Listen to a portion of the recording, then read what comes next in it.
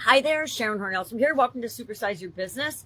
Today we're going to talk about how to use the 4 different types or levels or types of conscious or our mind, the levels of our mind to supersize and grow your business. Today, normally I spend 4 days talking about this, but there's so many topics on mental health and well-being that apply to us individually as part of this year's annual challenge and Supersize Your Business.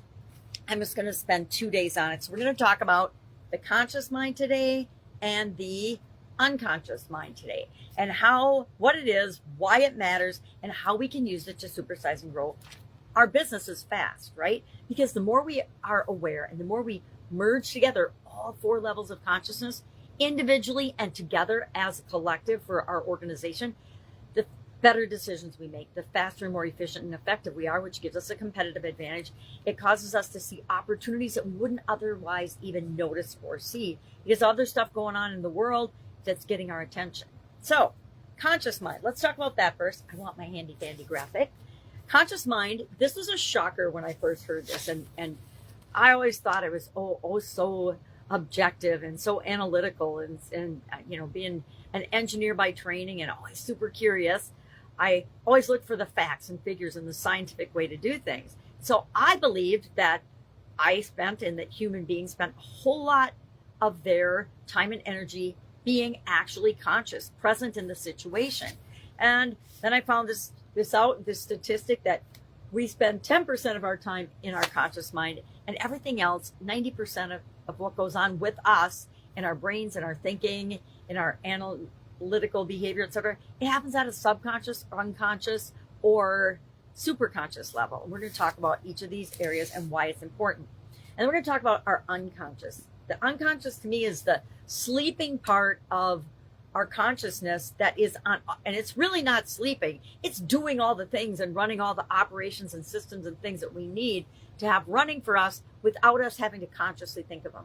Can you imagine if you had to consciously remember to blink your eyes or take a breath every time you needed to breathe or to cough? It would take up all of our time. We would never, if those physical things and mental things weren't handled for us automatically, we would be in deep, deep trouble. So let's talk about that first. Let's talk about the purpose of the unconscious with the magnifying glass, of course. Our unconscious holds deep-rooted automatic processes that govern bodily functions like breathing, heart rate. Can you imagine if you had to tell your heart to beat all the time? That'd be trouble. And instincts. It also contains repressed memories or traumas, and therein lies the rub. And we'll see this in Carlos's story when I share that in a minute.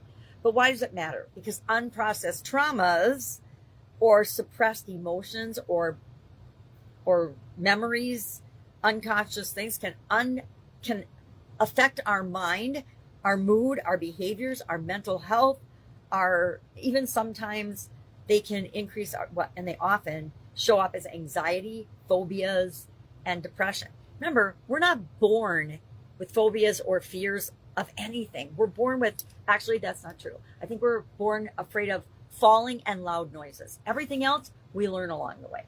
Our conscious mind, on the other hand, what is it and why does it matter? Well, that's where our awareness is. That's where we are in the present moment, present situation. It's part of the mind we use for rational thinking, decision making, analyzing, and paying attention to what's going on around us. It's the thing that keeps us safe and helps us be aware if there's a threat or if there's a bus or a car that's going to hit us if we don't step back up on the curb.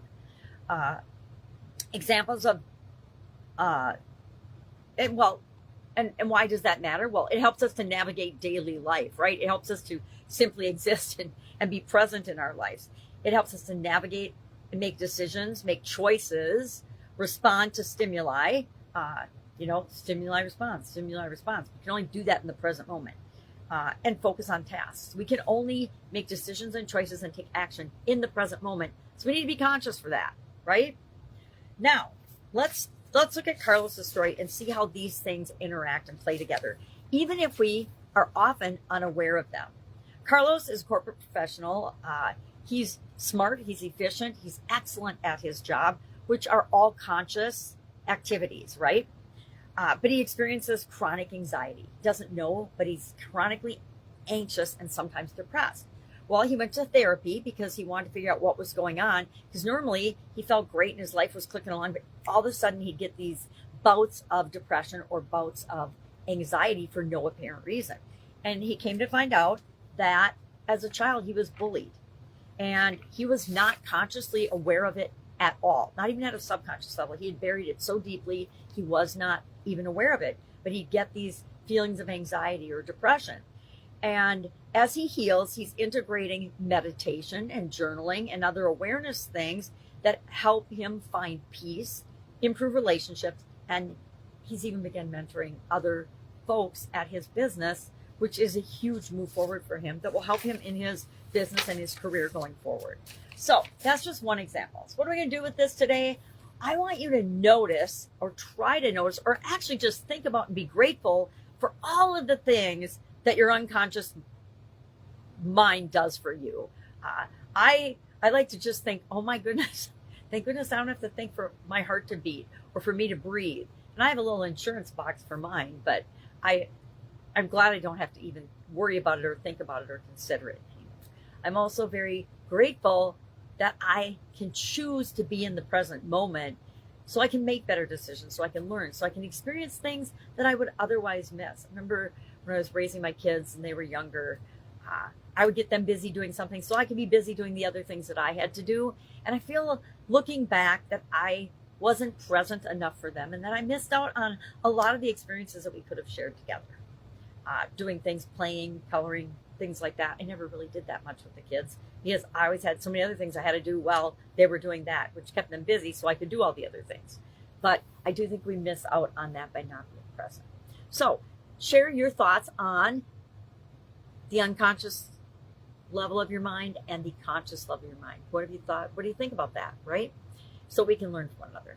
That's all I've got today. Have a great, if you're in the USA, 4th of July weekend. Otherwise, just have a great weekend. And I will, of course, be with you tomorrow.